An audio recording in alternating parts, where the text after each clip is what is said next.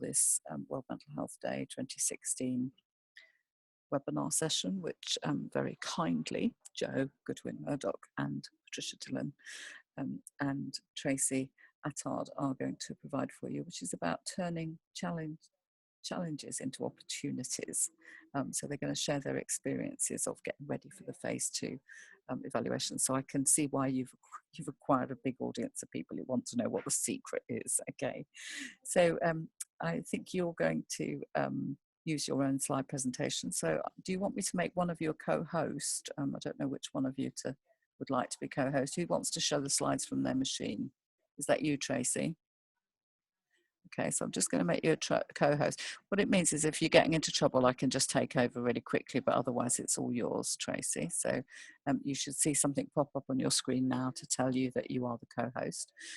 While people are just talking without slides, if you switch to gallery view, everybody else, you get to kind of see more people and pick up all their non-verbals as they go.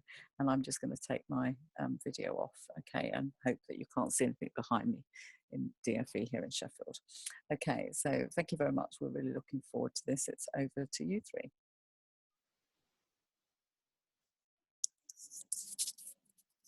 Right, thank you. So Patricia, I'll start to share screen. Patricia, if you want to just do the introduction, please. Okay, so our project is going to be turning challenges into opportunities. And the reason we thought this would be a good idea is because when we were first thinking about the webinar, there was a lot of discussion around, oh, you know, what are we going to do? How are we going to change it? And we've grown through this process together as a team, and we thought that it would be good to put forward how we work and see the thoughts of everybody else within the project as well. So welcome to the webinar. As Katina kindly said, it's Joe Murdoch-Goodwin from the Fortis Project, myself from Learning Well, and Tracey Attard from Luton Adult Learning. Okay, Tracey? Can you move it forward? Fine. There we go. Okay. So this kind of comes up from when we were first allocated our groups, and Patricia and I were at one of the planning presentation days, and we were sat there with bated breath, waiting for the results of what groups we would be in, eagerly sat there wishing to be in certain groups. I was put in group A, at which point I went, oh. Patricia was put in group C, at which point she went, ugh. And Joe at that point wasn't even on board to even have any inkling of what we were panicking about. So we kind of want you, just as a collective, to sort of think, what do you think at the moment, if you've had to face a challenge, whether it be this project or not, what is your freshest thinking? We just want you to just give us one word or one or two words about challenges that you've faced and how they make you feel. For me, it was, oh no, how do we do this? Patricia, what was it for you? For me, it was like complete reinvention. I was just thinking I'm going to have to completely reinvent the wheel here. And Joe, what did you think? And for me, it was very much back then as it is today, technical difficulties. And how to overcome those. Can everyone come in with their freshest thinking then? Do we need to go back to gallery view to do that, or can people just unmute and give us their freshest thinking as they're going along? Who would like to start? Thank you. One would be teams and ongoing training, because things just do not stay still with the project, as we all know, so it's always having to move forward. Yeah. Thank you. Lovely. Thank you, Anna. Anyone else? Hi, it's Michelle. Hi, Michelle. Hi. I think perhaps for me it's making sure that the staff are trained well enough to do the SMART survey and all that really important face-to-face first meeting that either makes or breaks someone coming on your course. Yeah, absolutely. I agree. Thank you. Anyone else?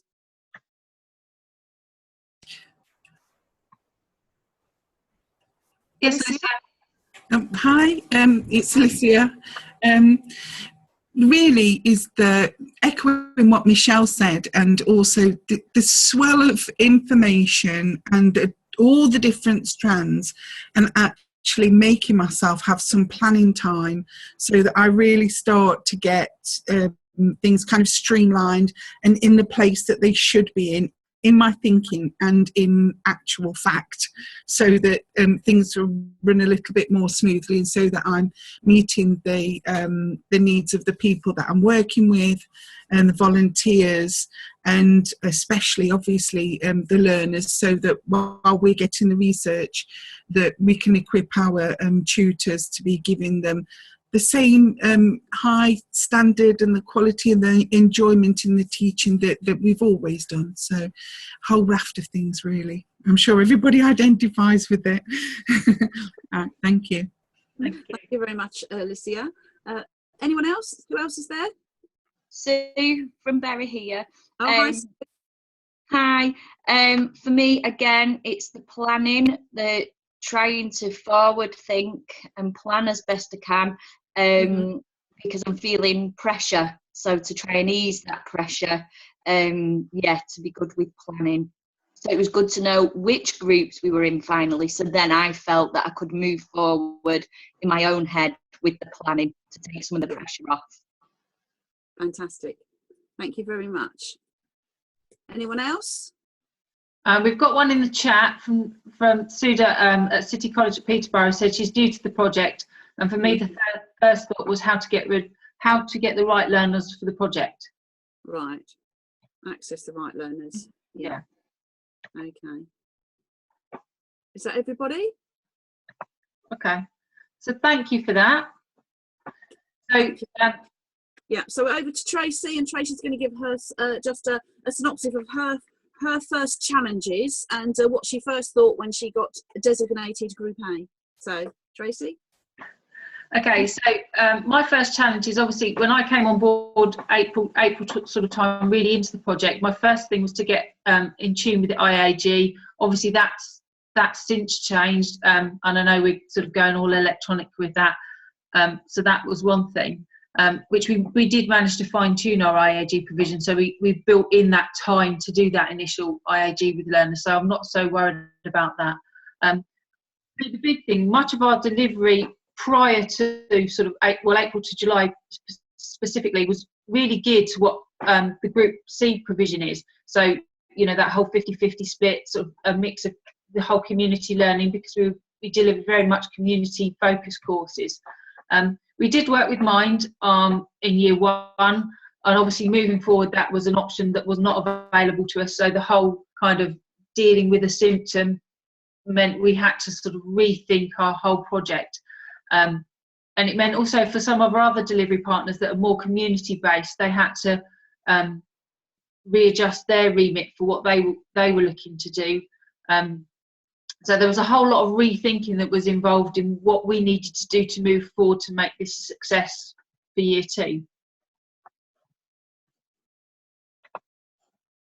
So, okay, so at Learning Well, I was also new to the project. So I came on at a similar time to Tracey. So as it was all changing from something I didn't really understand. So that was quite a big challenge to overcome. When we first got our groups allocated, Tracey and I immediately went, oh, let's swap, because we were both set up for exactly the opposite of what we were given. So it was really interesting. And this is really how this challenges came about, because Tracey and I were talking about, oh, well, how did you do it then? Because we could really support and help each other. We were completely set up for A-style courses. We were set up delivering with Mind. Mind were delivering for us. It was all geared towards mental health. So it was a big turnaround, for us. The tutors chosen for last year were specifically trained to help people with mild to moderate mental health conditions, and the courses were geared towards this. So our tutors were expecting to deliver that this year. I had to meet with the tutors and inform them of the new direction, and that sometimes meant training new tutors and bringing new tutors in, and letting other tutors realise there wouldn't be the work there because that was their specialism. We didn't need that anymore. So that was quite a challenge at the beginning of the project. The IAG forms I found were quite daunting because I'd not done anything like this before and I hadn't experienced it last year. So to me, it was all something very, very new. Again, I needed to train some new staff on that, and many of our students are very techno-wary, so as soon as you just even turn the interactive whiteboard on, some of them start having palpations. So we had to get people on board with that and make it a positive thing and make them realise that it was very positive, opposed to them turning off from learning. Majority of our partnerships were with people working mild to moderate, the mental health section, rehabilitation units, minds. We were working with hard to reach low income areas. And these people were all really keen to keep contributing and being part of the project, but we need to make sure we fulfil the new criteria. So there was some real reinvention that went on then. We have paid to train also 8 Mind staff with the award in education and training, because we knew we had to deliver Ofsted quality courses. So we were hoping to get Mind in to do that with this new training. However, unfortunately, we can't use Mind to deliver, so we had trained all these staff that were raring to go. So we now need to find another avenue to use that and utilise that training if we can. So we hope to work with them somewhere else in our service, but that was a bit of a challenge because we had all these things on the cusp waiting to happen, and then we had to turn the corner. So that was a very interesting challenge for learning well. And over to Jo at the Fortis project. Your challenges, please. Yeah, hello there. The Fortis project. So our challenges really sort of were, my first day was the 4th of September, so completely brand new into the process. And phase 1 was led by predominantly local authority, business development, and with external partners, very much workforce development. So part of my challenges were managing the expectations of the external partners, similar to Patricia's work with Mind, so expecting that they would be much more heavily involved than what they are now in doing the IAG. However, sort of moving forward with their involvement, needed to sort of address that, and met with them and outlined the sort of criteria for phase 2, so they were completely clear around the structure and the boundaries of the research project. So forming good relationships really predominantly, so we could continue to work together, becoming a referral source for the service, for their service users to access the project and learning, and equally for those that we work with not appropriate to then refer into Mind but need different levels of support. Also being sensitive, there's an organisational restructure during sort of phase 1, so being sensitive to internal dynamics and to sort of take the project forward.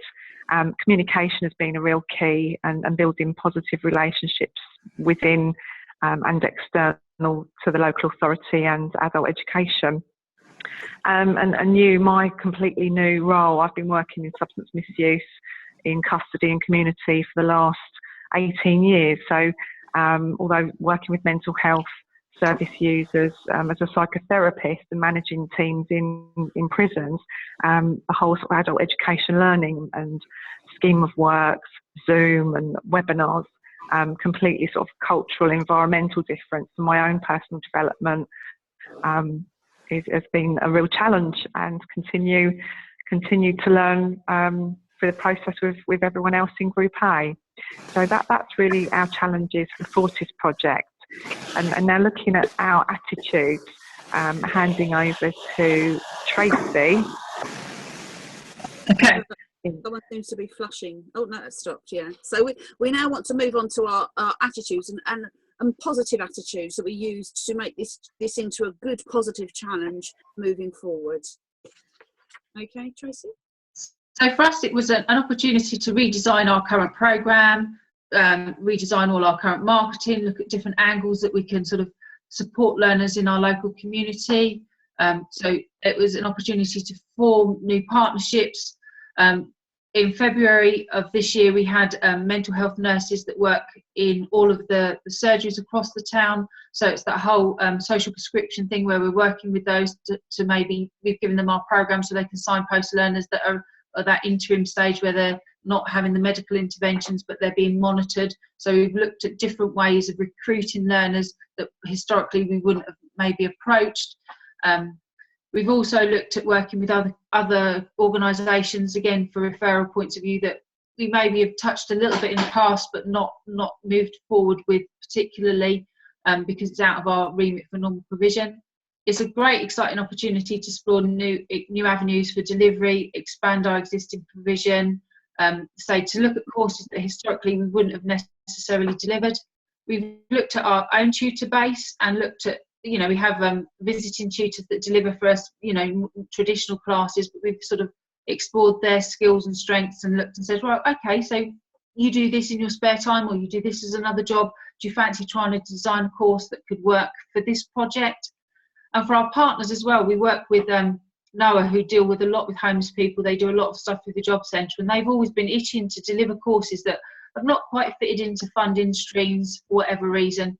And we've looked at, or they've looked at, you know, being able to expand their provision that they do for us, because they've been able to sort of try new things and explore new things. And it's kind of been really exciting, actually, once we got on board with the fact that we've got to deliver to a symptom, actually, that you can really sort of diversify with some of the courses that you can deliver. So it's been quite an exciting challenge in a way. So Patricia, for you. Okay, so I've got four main opportunities that this challenge gave me. Opportunity to train in-house staff, an incentive for them to grow the project, so that was something quite exciting to do, growing new relationships, different styles of courses, and refreshing the outlook of the project.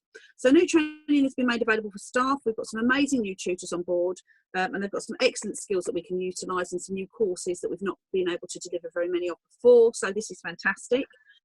New partnerships have been formed with people we hope to work with over the next year and beyond, so it's opening us up as a service as well. We've made a new avenue of delivery available for our service that we might not have been able to do or thought of doing otherwise, so that's been really good and exciting. And I'm pleased that I've been able to give the project new, fresh look, and I can sort of redesign and deliver some new programs. So I've taken a bit more ownership of the project rather than taking over a project that someone else had delivered before. So the new remit allowed me to move away from some delivery areas and grow some new ones. So we could take the best from last year and bring some new fresh ideas in for this course. And it's enabled us to really open our eyes, push ourselves, and realise that actually, you know, we can deliver more, we can deliver better, and we can deliver to other areas of the community. So that's been really positive and a really excellent thing that we've got from the project. So over to Jo with the Facilitators project.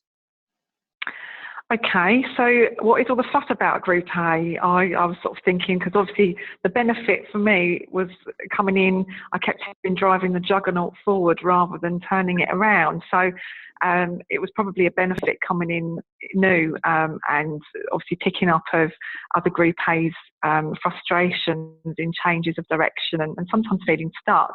But I think the general overall attitude has been positive and felt very much a team driving forward, sometimes with the brakes coming on and new turns here and there. But I think generally it's been a benefit coming in, and I appreciate some of the difficulties from being part of the process from the beginning.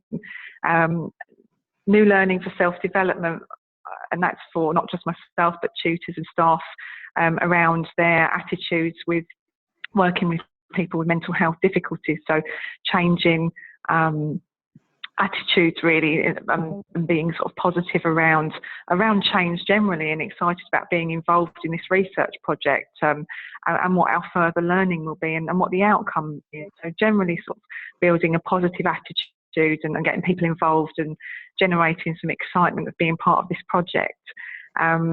Implementing structure, vision and direction, so with fresh eyes, so working with other Team A members or other members of the research project, sharing ideas, flyers, flow charts, so keeping it really live and drilling it down locally and finding sort of communication and challenging attitudes, so meeting with tutors, admin, looking at the IHD process. I think attitude comes into all of those areas, and ensuring that we're pushing forward and remaining sort of positive and you know, seeking guidance and around boundaries, and ensuring that we're consistent and clear.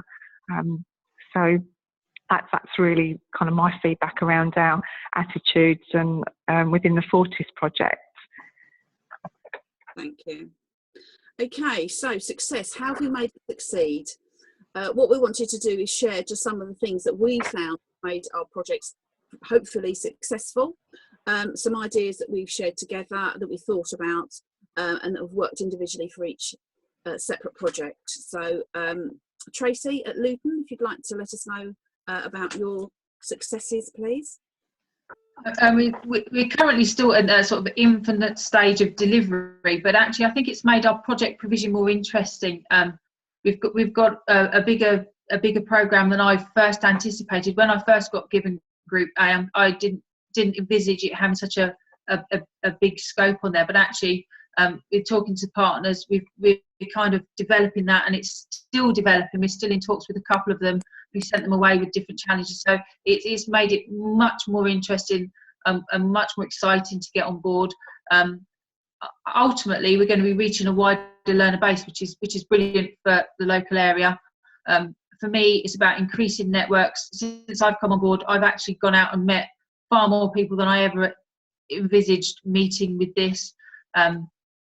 And so it's been great to sort of like work with Patricia and Joe, and obviously with everyone in Group A, it's kind of really taken me out of my comfort zone, but it's made it far more interesting and successful. I think the fact that we can work with others in different areas and find out what's working for them or not working for them helps build success into a program.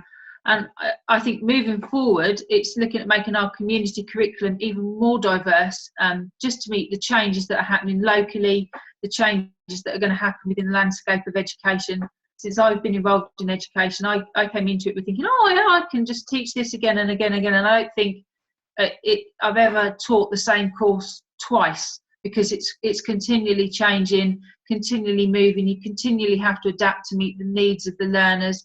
And I just think that's part of it. It's kind of made me less afraid, I think, to just embrace change and just give things a go and just try it. From my own point of view, I've learned an awful lot about technologies. I've blogged, which I didn't ever think I would.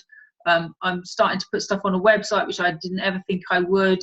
And it's just sort of helping me think a bit more strategically. So I'm hoping that all of that sort of thing can help bring bigger success to moving the project forward. Patricia. Okay, so at Learning Well, made some fantastic new contacts that I wouldn't have made it otherwise, and it means we can move forward and design something sustainable for the future, and really explore different avenues of adult education. Having to change our delivery programme has enabled me to develop new and interesting and very innovative courses, so that's really good as well. So we've got new exciting course programme, and again utilising local expertise from tutors in different areas. I have learnt such a lot in a short space of time. It's grown my work experience and my personal growth enormously. I've been really pushed and challenged and made to do things that I possibly wouldn't have explored otherwise. Also, I've made a huge amount of new work colleagues through the project, which has been really great. Shared lots of good practice, and it's been really valuable. I've been able to put that in lots of areas of learning. All these ideas and relationships have improved me as a programme manager in my job, as a tutor, and has improved my ability to work with people in the mental health sector, both as providers and service users. So that's been really, really good for me. I feel really excited about this new delivery. We have an offer, and I'm thrilled to be part of the project. When I first heard I was Group C, I was possibly thrilled wasn't the word that went through my mind, but now I've looked at it in a really positive light, and all the benefits, by writing down all the benefits this project has brought, has given me more energy, more enthusiasm, and all in all, it's been a really amazing experience. So over to Joe at the Fortis project. I think it's interesting that the three of us working in very different parts of the country share very similar sort of areas around success, around great opportunities for teamwork and really bringing teams together internally and externally. So working with colleagues and really generating that excitement and keenness to get involved and make a difference. I think we all genuinely care about this project and want to make a success of it, and follow all the guidance and the structure that that we need to be doing.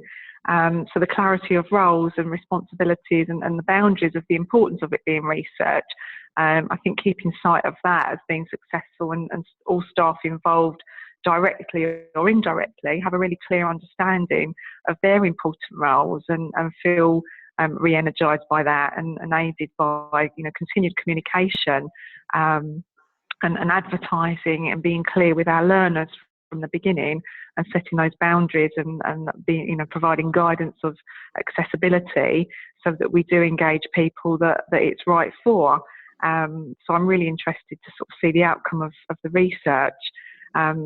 So yeah, boundaries are really important, and I think that's been a success that we've implemented those and really understand those as part of a research project.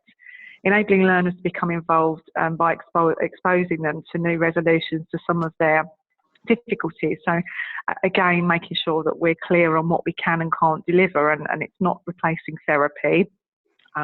It supports through learning and ensuring that the process that they go through and the IAG and the staff involved understand the elements of the controlled part of the research to prevent variables, and the excitement, again echoing Tracey and Patricia, around potential outcomes shaping future services in support to support IAPs and future learning and possible funding streams. So I think we share those sort of values around the success we're envisaging and experiencing so far.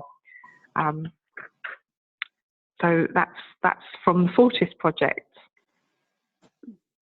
Okay, so in conclusion, by delivering robust and accurate data, we hope to help future funding in the area of community learning and adult education for mental health and wellbeing. To do this, we realise we need to diversify and cover areas we historically haven't always covered. We hope to fill the gaps left by other funding streams for people with mild to moderate mental health issues, and giving an alternative approach and opportunity for learners to use learning to manage and or improve their mental wellbeing through learning and not therapy.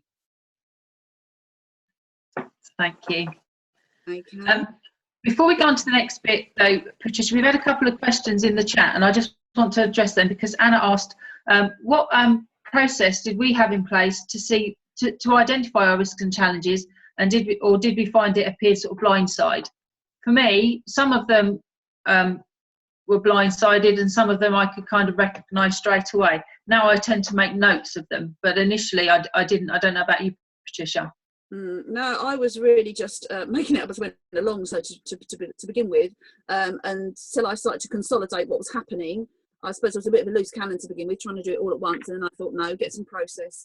So I looked at the risks, looked at the challenges, looked at how I could move forward with that, discussed it with some of my colleagues in-house, and got lots of good and beneficial ideas from them, and moved forward from there.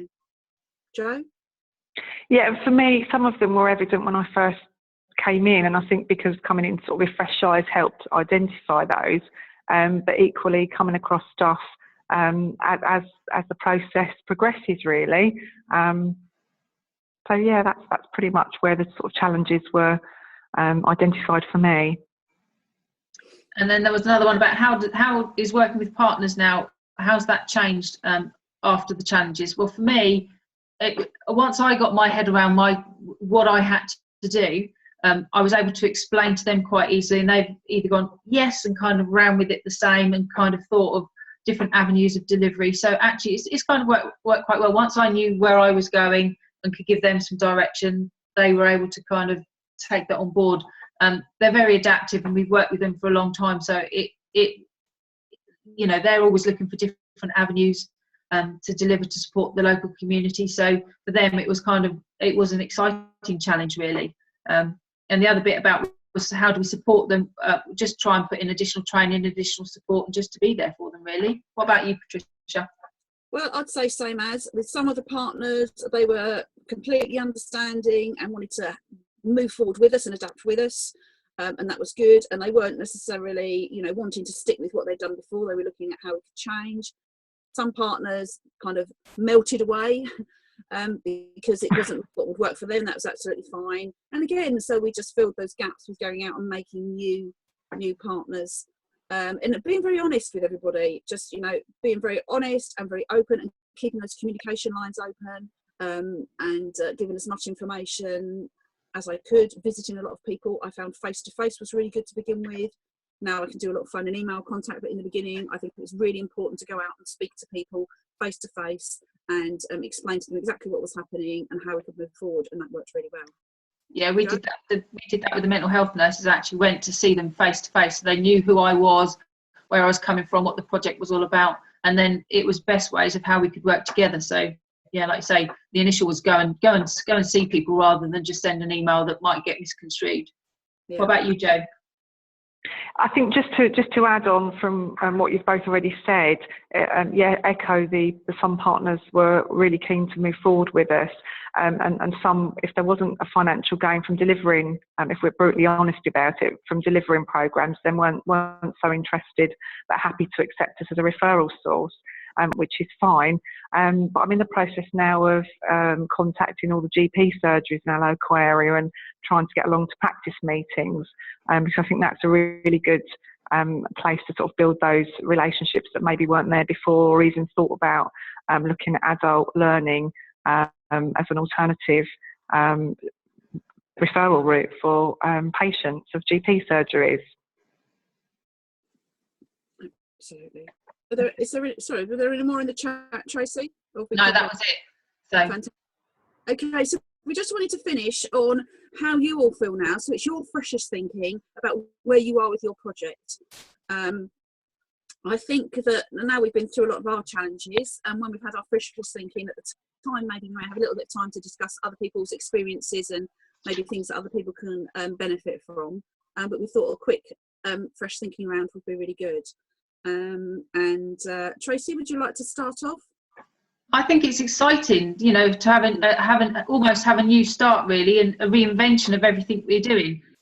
So I'm quite empowered by that. I think it's an exciting time if you can just, you know, embrace what we've got the challenges that we've got ahead of us, really.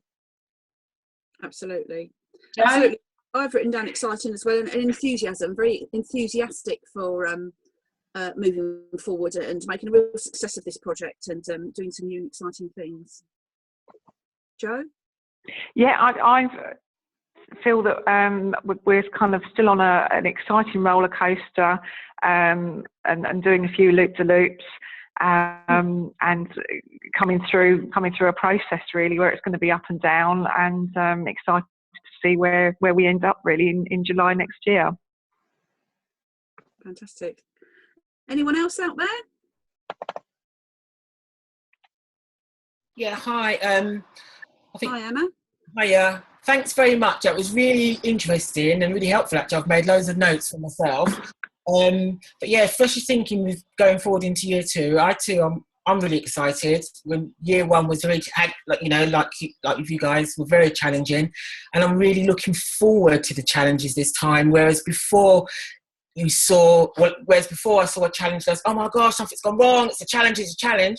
But now it's more, okay, it's a challenge. That, in a sense, that means things are working, because you know, if everything just was flat and it was just like a lovely glass, like river or lake or something, nothing's happening underneath, nothing's changing. So yes, I'm really looking forward to it. But I think as well, you've definitely given me some food for thought to really think about how to grow seeds out of a challenge, and I really like that. Thank you very much. Thank you, Anna. Thank you. Who else? Anyone else out there? Who have we got? Alicia, are you still there? Would you like to give us your freshest thinking? Hi. I thought I did it at the start, so I didn't want to take away from anybody else, but I'm always happy to talk. So yeah, for me, listening to everything that everyone said, that takes a little while for it to process with me. But what has come through for me is that we're all facing very similar challenges, and all producing quite similar responses, and all very enthused which is really nice. And there's a whole range of support available for each other, and and we are all seeing things develop and change and grow and expand. It's not just a static thing. So beyond the research, there will be a lot that's been left there and that will be able to be carried forward. So really exciting times, I think, and I'm very thankful to be involved. That's lovely. Thank you very much, Alicia. Clive, have you got a little bit of fresh thinking for us there? Can you hear us? He's put in the chat, thank you, can't wait for his programme to start, and he looks forward to the IAG sessions. So fantastic, really good. Oh, he's got no mic, so sorry, no. Mic. You can put your freshest thinking into the chat if you don't want to say anything out loud. That's quite okay. We can read that here. So if you want, if you haven't got mics or the ability to join in, if you want to put it into the chat, we're quite happy to read it out for you. It's Hi, Tracey. It's Ruth from West Sussex. Oh, Ruth. Hi, Ruth. Hi. Just ever such a quick one. Sorry, Sue. I think you was about to say something. Just that. Listening to you, so much of what you've been talking about, the word that popped into my head was sustainability, that actually everybody seems to be looking at not just what we're going to do in the research, but what we can do so that there's a lasting legacy. And I think that's a really important bit of the project. So, well done. And it's also given me lots of things to think about for taking my project forward as well. So thank you very much for that. I'll shut up now. Thank you. Fantastic. Sue from Bury, again, yes, just to echo that about what we can do beyond the project, and I like the enthusiasm has come over and turning challenges into positives and seeing the opportunities within challenges. I have a tutor meeting booked for later on today, so I shall be taking that thinking into them and asking them to look at opportunities, what they can see, what opportunities they can see moving forward as well, and taking it beyond the project. So thanks very much, that was really great. No, thank you. There's one from Andrea, St Helens. In the chat, she said, "Thank you for your input today. I would agree that we're all enthusiastic about year 2 and the future of the project." So thank you very much, Andrea. I don't know if I missed any. Anyone else? Anyone? Hi, Patricia. Hi. Hi, it's Alison Marsden. Oh, how are you doing? Alison, welcome. I'd just like to welcome to Alison. She's one of my amazing tutors. She's done some fantastic work so far, and she's been a real asset to the project. So, hi, Alison. And thanks thank you. That's fantastic. I'm just saying, I was listening into this as one of Patricia's tutors rather than somebody running a programme. But just to echo what I think was said right at the beginning from a tutor's point of view, fabulous to be involved in this. Training was mentioned, and I think even if somebody's, I'm an adult education tutor, I've been for several years already, but I think training for the tutor to work with the clients that we're talking about now on this programme, can't overstate how important that is. I've got a bit of I've got an interest, I'm a gardening tutor, I've got an interest in social and therapeutic horticulture anyway, so I'm bringing lots of streams together on this for me, and that's really helping me. I think the first tutoring I did with some people from Mind was great, but I didn't really understand, I suppose, their needs, about well-being in addition to learning needs. Subsequent to that, I did some STH study and got a bit more immersed in it and talked to the managers at Kent Adult Education about this, did some training that was offered through KAE as well for these tutors, and that has made me much more confident to work, I think, with people who have in my case, mild to moderate mental health issues. So I'm more confident. I'm not worried about turning up to tutor with groups, and I think that and that comes through in my ability to contribute and teach. So I think training and people understanding that the outcomes for these programs are not, for me, it's not just about the sort of the learning horticulture outcomes. That's subsidiary, if you like. The real key is the well-being element of it. Not to get hung up on, but they're not learning everything I had in my plan. That sort of doesn't really, it's not so important. So simply tutor training and making sure that we know what we're in for, and then we can really contribute. That's fantastic. Thank you, Alison. That's really, really helpful having a tutor input at the end of that there. So thank you for contributing and listening to that. That's been really helpful.